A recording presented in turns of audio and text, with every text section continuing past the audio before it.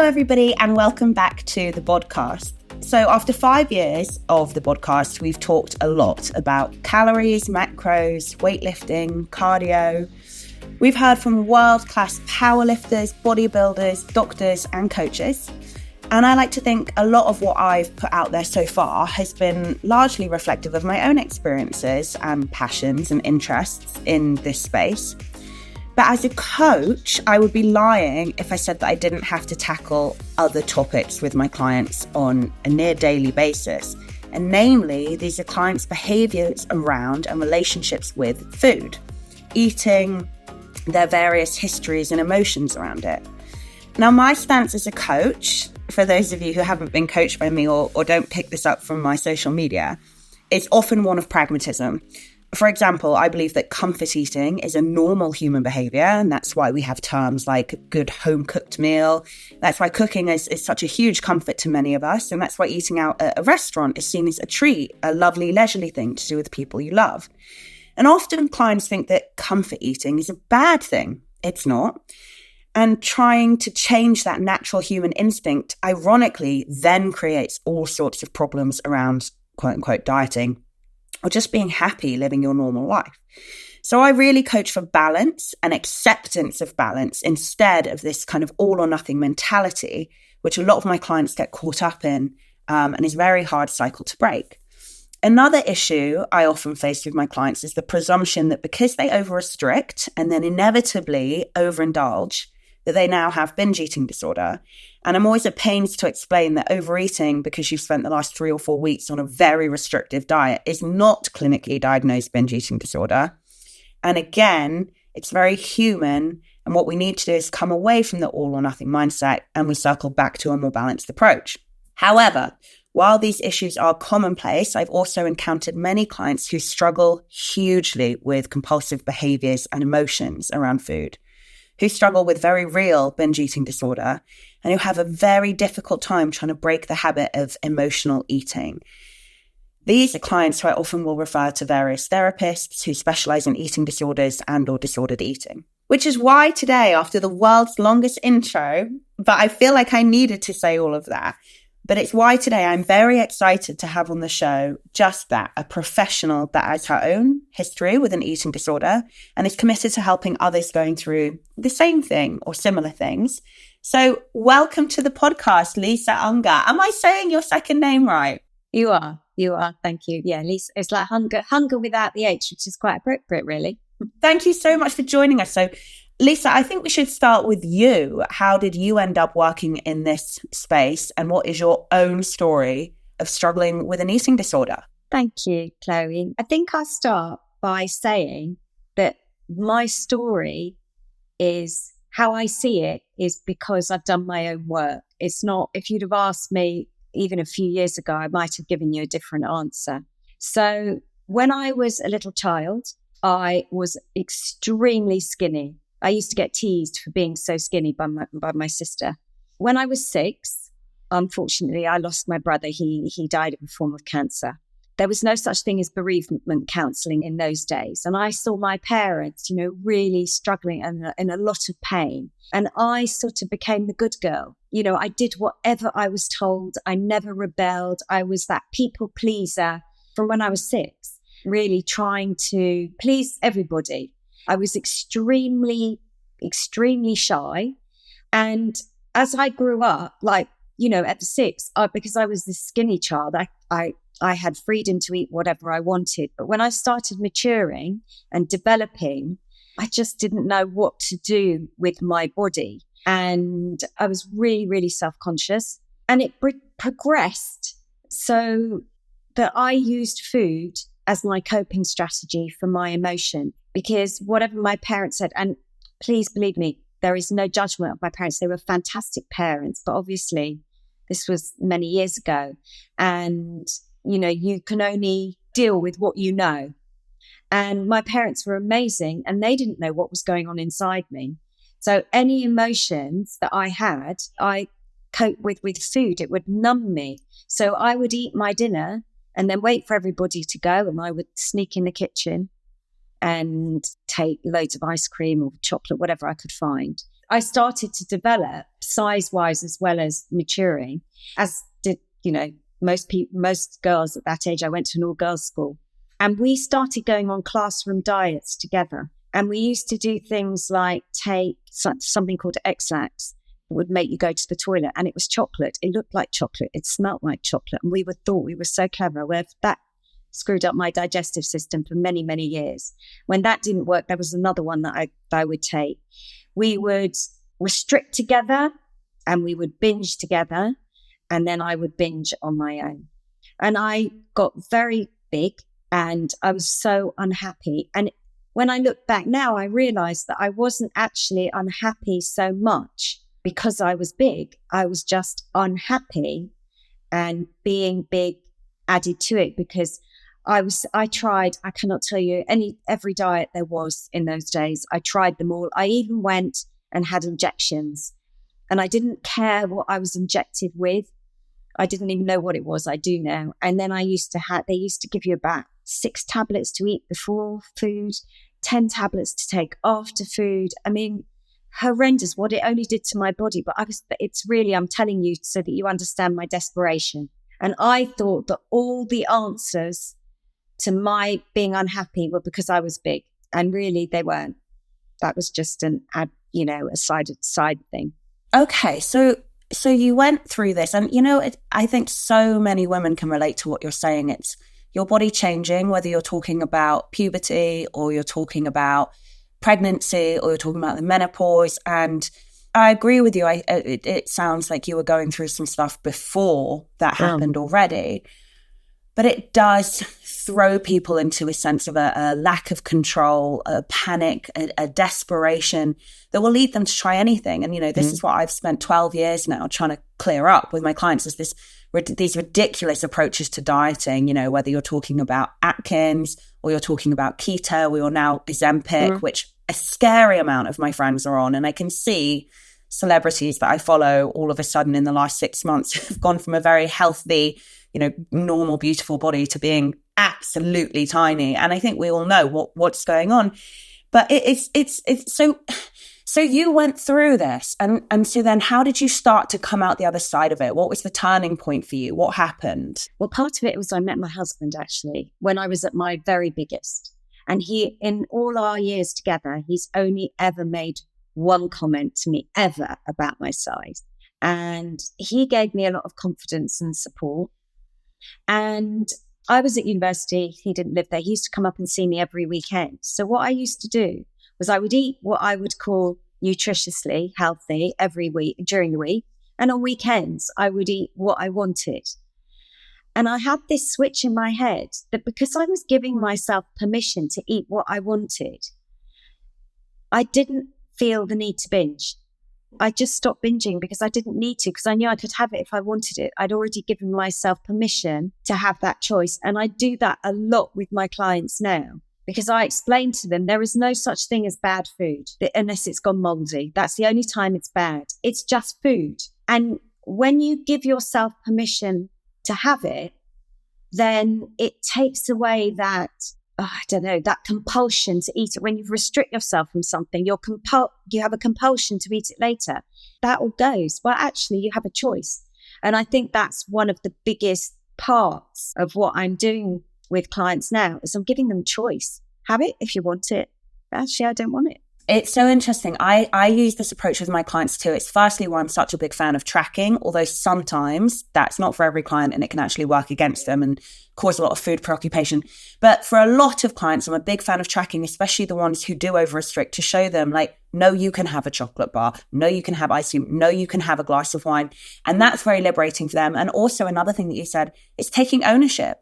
So if you decide you go to the pizza restaurant with your friends and you decide, no, actually, I'm not going to order pizza. It doesn't align with my goals right now. That's taking ownership of your choice and own it. And if you, on the contrary, decide, no, actually, I've been, really kind of nutritiously aware, really like smashing through kind of my commitment to my goals for like a few weeks now. And I want to eat the pizza. Own it. Eat the pizza and then get on with your life. And you're right. It is a flick switch of like, no, I'm in charge. The food doesn't have control over me. I have control over the food. And it takes a lot of work. And as I say, a lot of the time I do have to refer people on to people like you because it's not something that I'm qualified in or educated in to that level, to that degree.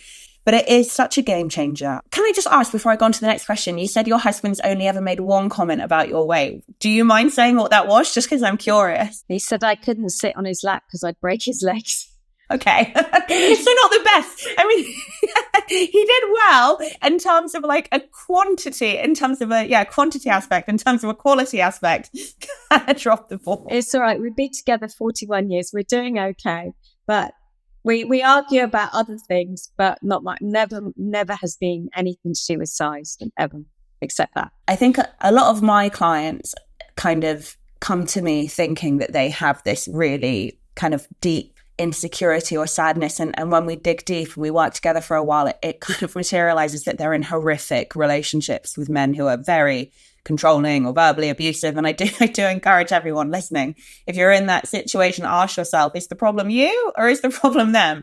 Because I think I would say at least over 12 years, at least 4 clients, and I can remember all of them by name and experience, it materialized that actually they were fine. They were in a really horrific relationship. So something to reflect on. Another thing that I do with clients is I teach them what I call the Bill of Rights. And it's about being assertive, because if you're always somebody that is, first of all, being so aware of everybody around you and you're not listening to your own needs, it's very difficult to move forward, because what I'm teaching you is to recognize what's going on in your body and to, answer your own needs. And if you're only ever answering someone else's, that's not going to happen. So it's about being assertive. It's about having the right to disagree, having the right to choose, having the right to be heard.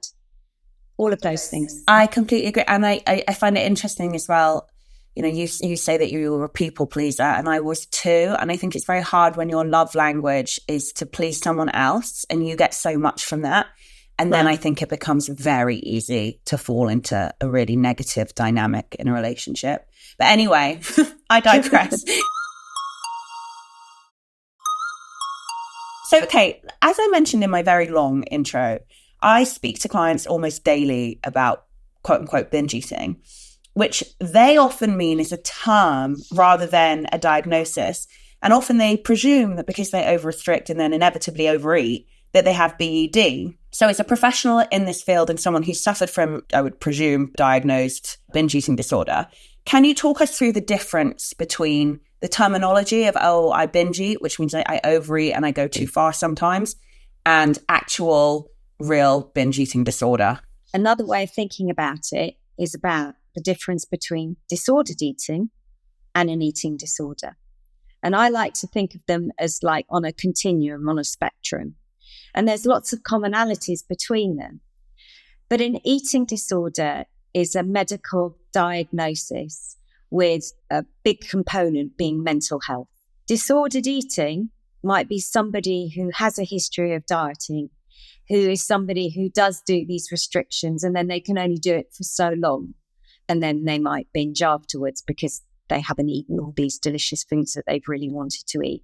And it's that thing, isn't it? I take a biscuit, I eat the packet. But disordered eating refers to abnormal eating patterns. But with an eating disorder, it's much more about your way of coping with life. And you have no alternative. It just takes over. And I think, to me, obviously, when I see the difference between disordered eating disorder, it's when it really takes over your life. Like, for example, if you have an eating disorder, going to a restaurant would be just so difficult because you're looking at other people are there. They might judge what you're eating, but you can't eat that food, or it's just much more interfering with your life and you've just got no choice. I completely understand what you're saying. And yeah, no, I do agree with it. Would you say that in terms of binge eating disorder specifically, and only because, and we can move on to other things, but only because that's, the catalyst of the question, would you say it's more of like a disassociated state? So they're not particularly conscious or present when they start the binge, whereas overeating and feeling like you can't get satiated and you keep trying and you keep you can't stop, is much more of like a conscious effort. Does that make sense? I do see what you're getting at, but I wouldn't necessarily agree, because for anybody who has binge eating disorder or any eating disorder, it's totally individual and it can be for totally different reasons. So you can't really pick out, is it always this? Sometimes people eat to numb. Sometimes people will binge to purge. And actually the purging is the result that they need for whatever reason. There are just so many aspects to it. But usually there is a history of dieting. It starts with dieting. So that's really interesting. Okay, so let's move on from that. Can we talk a little bit about specifically kind of emotional eating, which is something a lot of my clients really, really struggle with? And I don't know, again, you can clarify this, it falls under the disordered eating bracket. But with emotional eating specifically, so many women find that they go through a hard time with work, or they go through a hard time in their marriage, or as a mother, whatever it is, and they get home or they put the kids to bed and they turn to food. And it's not a binge eating situation. It's just, oh, I feel really down, so I'm going to eat, 4 slices of toast, for example. Now, again, I don't necessarily think there's anything really wrong with that. I think it's very human. But when clients are trying to lose, let's say 10 pounds for health reasons, for very, very real health reasons, and this is something that they're really struggling to knock on the head, how do you tackle it with your clients? Okay, the first thing is I absolutely agree with you. Everybody emotionally eats, and there's absolutely nothing wrong with it. I think, again, when it starts to be your only tool to get through the stress, that's when it becomes more of an issue. So what I try and do with my clients is, again, I'm talking to them. A lot of people actually don't even know what they're feeling. And I think the first step is actually, can you identify what the emotion is that's led to the 4 pieces of toast?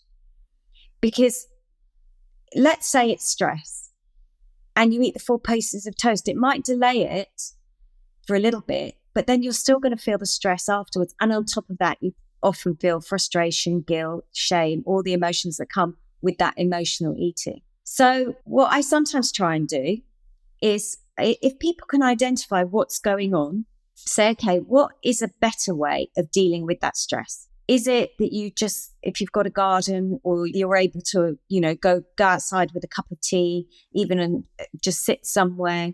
Is it that you could phone a friend? Is it that actually, if I have a bath and light some candles, that's going to help me with that stress and I'm going to feel a little bit better? But what I always say is, it's not about eating the toast. If you do that, if you can delay it for a bit with whatever works for you, and then ask yourself, well, actually, do I still want that toast? And if you want that toast, have that toast, enjoy that toast. I do have, the only rule that I ever give anybody is about how you eat, not what you eat. So, for example, you've been stressed, you go and have a bath, you still want that piece of toast, but maybe you don't need the 4. Give yourself permission to have it, but make it a royal occasion. Sit at the table, put a podcast on. People talk about mindful eating. It's really boring on your own, eating with nothing. But it's really important to eat with awareness. So you can put a podcast or the radio on, but no television, because how many times have you eaten some chocolate in front of the television and you think, oh, where's that gone? So you've got to eat with awareness. You've got to eat it slowly. And if you're going to eat that toast, at least get some enjoyment out of it. So that's my only rule. Sit at the table, make it a royal occasion, nibble it, eat it slowly, etc. And then usually that 1 piece of toast is enough, because it's satisfied the comfort. You've given yourself the choice to eat it, and it's not got that compulsion again. I love that. I think it's such a good point. And something I use with my clients a lot is pause, take a pause and reflect. Like you say, okay, what is the emotion? Where is the stress coming from? And actually, even just the act of reflecting, that in itself takes over the action of then overeating. And you actually get more from it afterwards. My business partner, Emma, she loves journaling. she's a really big fan of journaling. So she's like, sit down and journal on it. Now, I journal for different reasons than that. Like, that's not really my approach to it. You know, as she said, we're all different and we all deal with things differently. So I journal, but not in that kind of sense, not in that kind of reflective sense. But I love what you say there about like, it's going to be much more beneficial for you if you identify what this emotion is. And fine, okay, that might take some work, but you're actually going to really benefit from it in the long run versus this like short kind of knee-jerk response, which, as you say, is now going to add to your stress because it doesn't align with your goals. I really love that. Let's talk about you and kind of your approach as a professional in this area. So I know you talk a lot about eat, feel, grow, and heal, which you say are all the areas that you need to work on individually in order to be able to change your kind of negative or destructive eating behaviors. So can you talk us through eat, feel, grow, heal? They're my like 4 building blocks of change. Now, it's not all about the food so much. When we think about how we behave around food, we think it's the food itself that is keeping us stuck. The food is important, but it's not the only area. So there are certain things when I talk about food, my eat building block. Yes, nutrition is the core and we need to get that straight, but we don't need to be perfect. A lot of people who struggle with their eating are perfectionists because they make rules for themselves about how they're going to eat and then they can't stick to them. And then they've broken these rules and that sort of can keep the way that they're eating alive. Our brains are wired to keep our body alive. And we need nourishment to be able to do that most of the time. So yes, I don't make anybody eat 3 meals a day if they really don't like 3 meals, but I do actually say that 3 meals is better because we have our blood sugar. So lots of people are doing the Zoe project at the moment and they're testing their blood sugars all the time. Not you started on.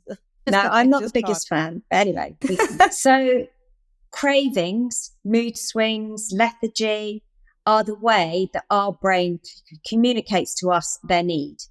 And we need to have a balanced approach to eating to help with all of that and to make sure that we're getting the variety of nutrients that we need.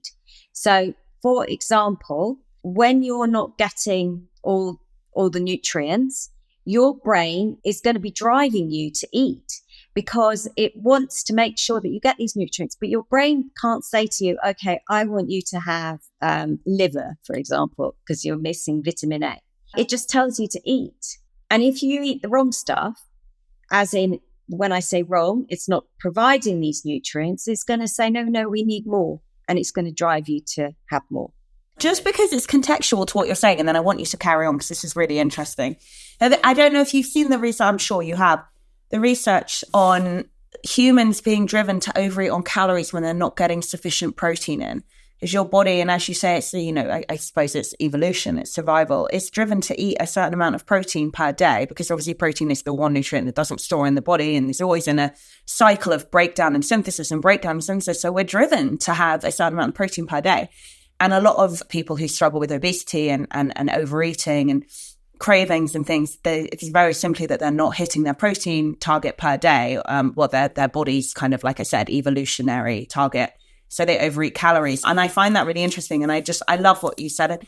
I suppose in some ways the same can be said for fiber, but in a kind of a different context than a drive, but more just the satiating effect that we should all be eating more fiber and we'd probably struggle less with cravings. But I find it really interesting. And I just thought it was quite apt with what you were saying. So carry on. Absolutely. And also, I don't believe in cutting out macronutrients from your diet because you need them all. Your body requires them all in different amounts. So the kind of nutrition that I'm teaching people is about what makes up a balanced plate, for example. So how much protein, how much carbs, how much fats, how much vegetable. I also would talk about, yes, mindful eating, because not everybody realizes that. So for example, Chloe, if you think about food, think about your favorite meal. Do you get any physiological reaction in your body? No. Okay, well, even me mentioning the word food, my mouth is watering. Oh, yeah, no, definitely. Yeah, that's what I was thinking. Sorry, yes. That's where I was going with that. Saliva is the first way that we digest our food. And how do we get saliva in our mouth? Well, the anticipation of eating, by looking at it, thinking yum, yum, and whatever, by the smell. And our mouth starts to water. That's why we can't walk through supermarkets when they're baking bread, because we just want to eat it. The second bit of digestion is chewing. None of us chew our food enough. And when the food hits our gut, hormones are released. Hormones are like chemical messengers, and they go through the bloodstream to the brain, and they tell us that we've had enough to eat. But there's a problem. They take 20 minutes to get there. So if you're somebody who really eats really quickly, you're going to think, I'm still hungry. I need more. And you eat more. And then suddenly you say, oh, I'm so full. Because that's when the messages have got there that actually you've had enough to eat. So we need to slow down.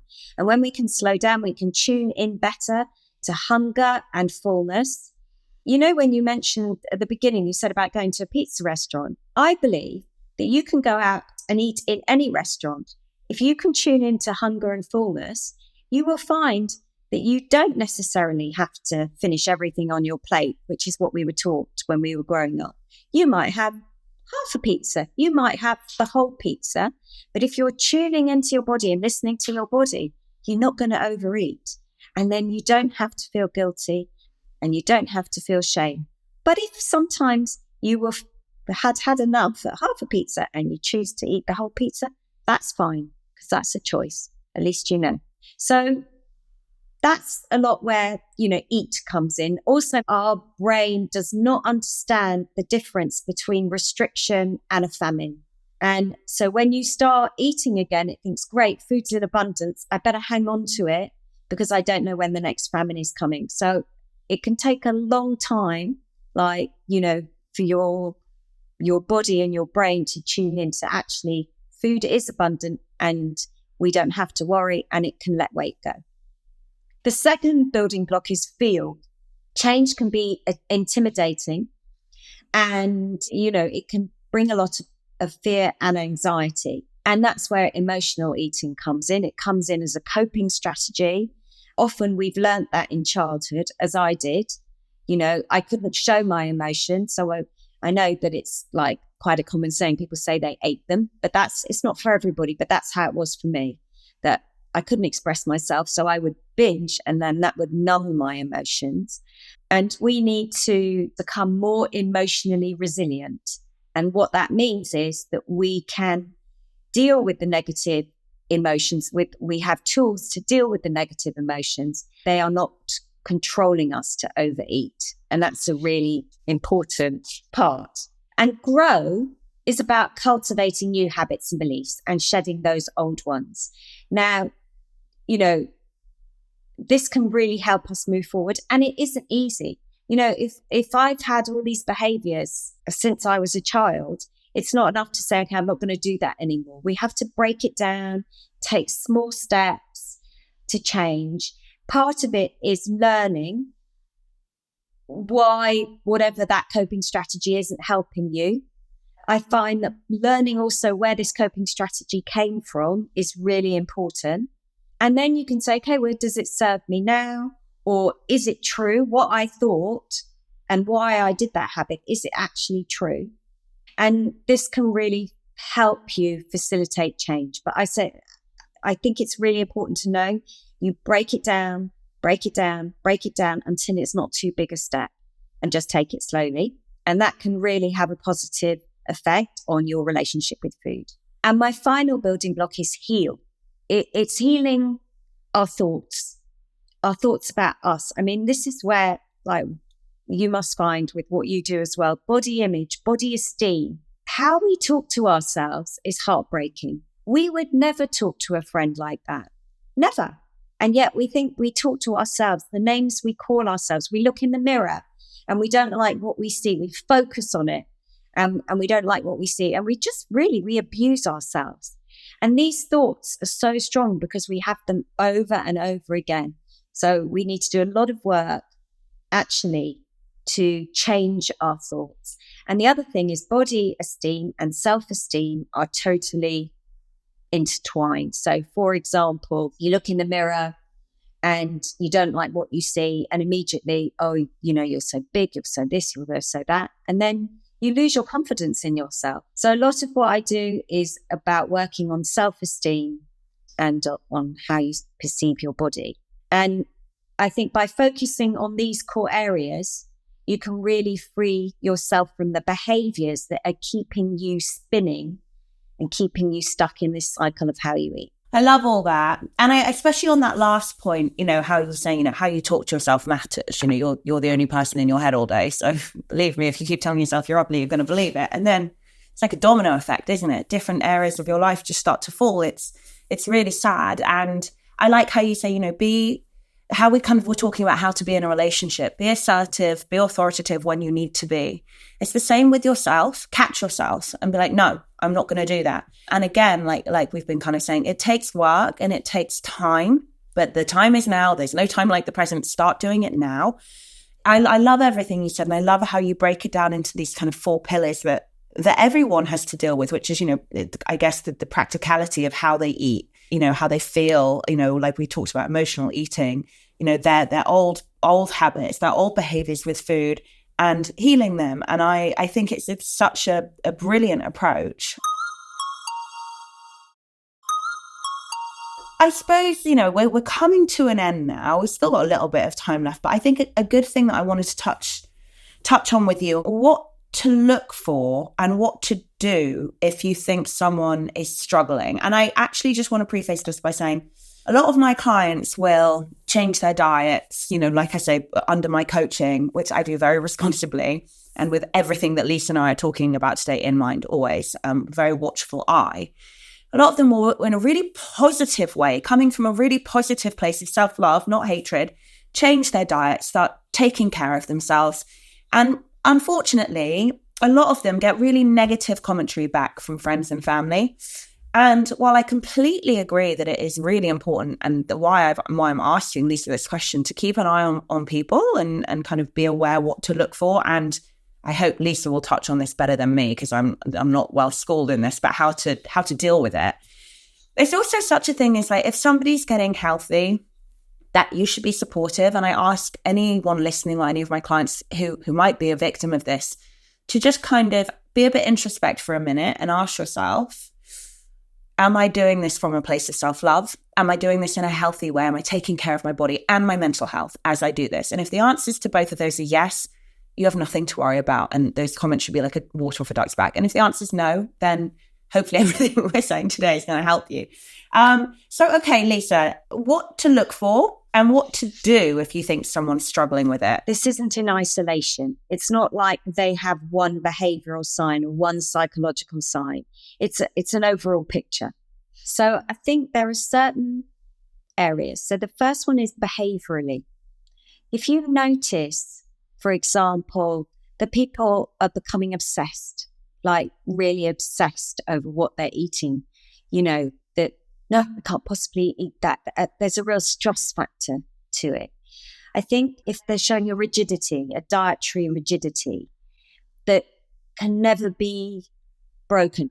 But yeah, if there's secretive behavior, like if you notice that every time after they've eaten, for example, they disappear into the bathroom for half an hour, or they're always tired and exhausted, extreme exercising, but not like it's great to exercise, to move, especially if you love it.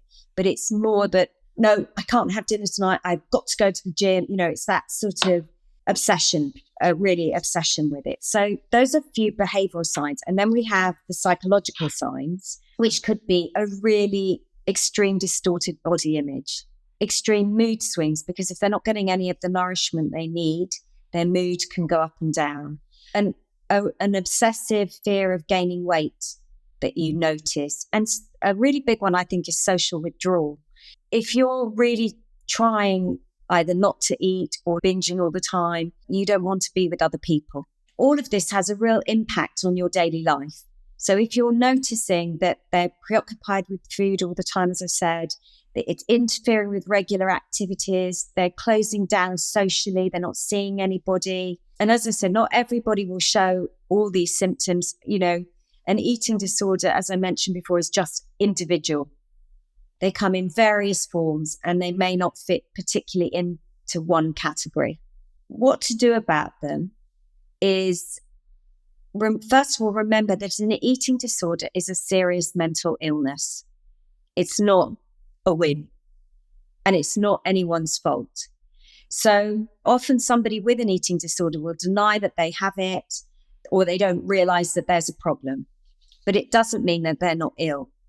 So the first thing to do, if you're worried about somebody, is approach them with compassion and kindness. Don't sort of go in and say, I think you've got an eating disorder, because they will immediately close down. One of the best things to do is actually inform yourself about eating disorders first. And there's loads of websites that give a lot of information on what you should be looking at. But remember to express your concerns to this person without blame or without judgment. And really just, do you really want to know that they're okay? Are you okay? Show them compassion, kindness, and explain why you're concerned. So I've noticed that you're not seeing your friends anymore, or I've noticed that you don't want to eat with us anymore. Don't give them a list of 20 things, because again, that's really overwhelming. They're not going to be able to listen to that. And don't react if they get angry or defensive. Remember, this is a mental illness, okay? So one of the things you could do is just encourage them to get some support. Say, would you like me to come with you? Would you like me to help you make an appointment? But I'm really concerned about you, and I think it would be beneficial maybe if you could get some extra support. But don't be discouraged if they don't want it. It's a mental illness. I know I can't stress that enough. Don't be discouraged. Maybe try again in a couple of weeks. So those are the main things. Their behaviors, if you notice their thoughts, and that their new eating patterns. Those are the three main areas that you're looking at. Yeah, I think that's really helpful. And I think as well, I do think everybody needs to reflect, myself included, on judgment.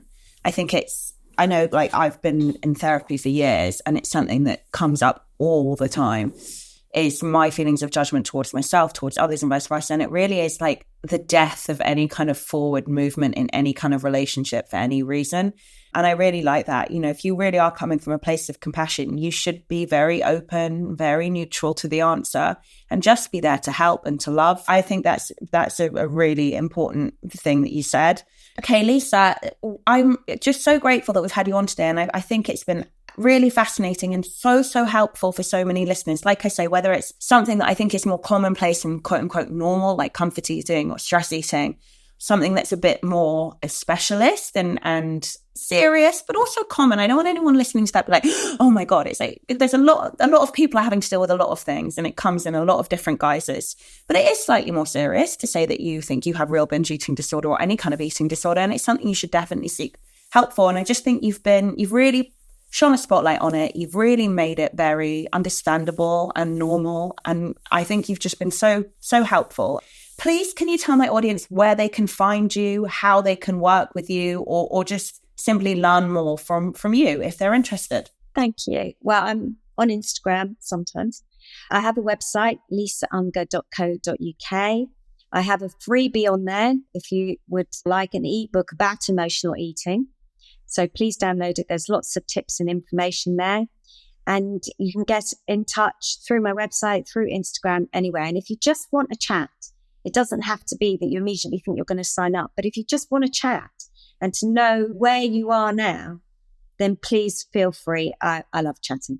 Yeah, I think a lot of people will be coming to you, and you're definitely kind of a tool in my kit that I need for my clients. So yeah, I hope if anyone out there has really resonated with any of this, that you do reach out. You always know someone really loves their job and really cares when they say, feel free to just hit me up and we'll have a chat, as opposed to like, buy my this, do my that.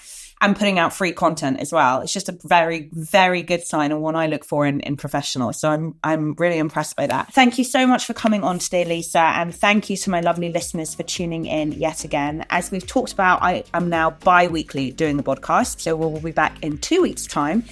And I hope you all have a lovely rest of your week. If you like the podcast, please subscribe, please share on social media. It really, really helps. And we will see you in a fortnight. Bye, guys.